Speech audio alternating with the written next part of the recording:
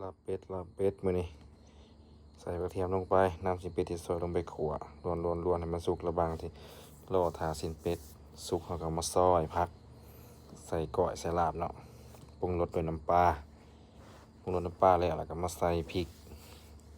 กขั่วลงไปพริกแห้งขั่วหอมๆตามด้วยข้าวขั่วแล้วก็ใส่หอมที่เฮาซอย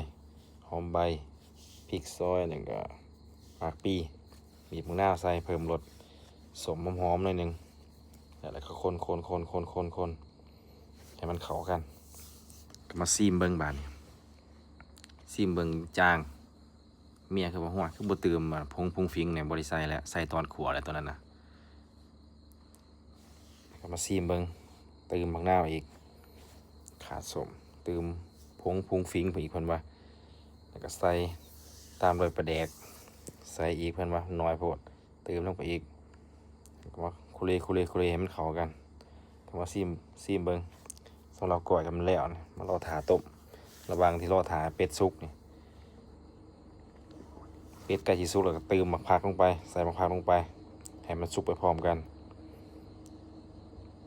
เรียบร้อยต้ม